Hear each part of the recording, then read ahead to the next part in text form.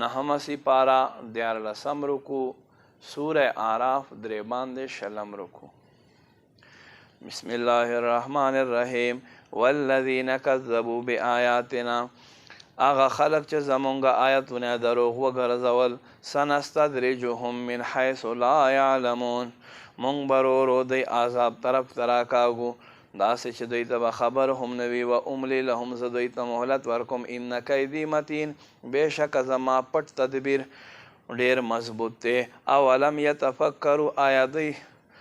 غور نه کوي ما بصاحبهم من جنه نشته د دوی په صاحب باندې سپیریان ان هو الا نذیر مبین هغه خو نه دی مګر صفا یره ورکوونکی اولم ینظروا آیا دوی نظر نه کوي فی ملکوت السماوات والارض پس سلطنت د آسمانونو او د ځمکو کې وما خلق الله من شیء او هغه څه چې الله پیدا کړي دي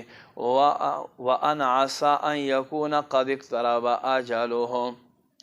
او زر دی چې وګرځېږي هغه نیټه نږدې کما چې دوی سره واده شوی فبأي حدیث بعده یؤمنون بس دین وروسته به دوی په کومه خبره یقین کوي ومن یضلل الله فلا هادی له څوک چې الله ګمراه کړي د ته لار ورکوونکی څوک نشته ویذرهم فی طغیانهم پرېږدی دا خلک په خپل سرکشۍ کې یعمهون چې سرګردانه ګرځي یسألونک عن الساعة اے محبوبه تانه تپوس کوي قیامت متعلق ایان مرساها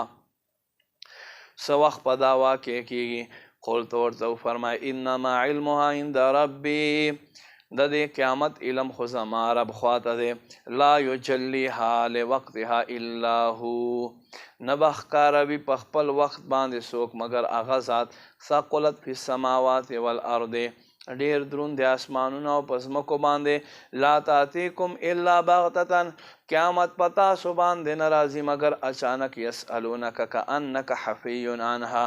اے محبوبه تانه داسې تپوس کوي گویا کې تا د دې قیامت ښه تحقیق کړی قلت ورته وفرمایا انما علمها عند الله د قیامت علم خو الله سره دی ولکن اکثر الناس لا یعلمون لیکن اکثر خلق پوهیږي نه قل ورته وفرمایا لا املکو لنفسی نفعا ولا ضرا زه د خپل ځان بذات خود اختیار د نفع او د نقصان نه لرم الا ما شاء الله مگر هغه څه چې الله ما ته خوښوي ولو كنت اعلم الغیب او کچېرته ما بذات خود غیب لرلو لاستکثرت من الخیر ما به ډېر شی خیر غونډ کړی وما مسنی السوء او ما ته به هرګز نه رارسېده بدګړه ان انا الا نذیر وبشیر زه نه یم مګر یره ورکوونکی او زیری ورکوونکی لقوم یؤمنون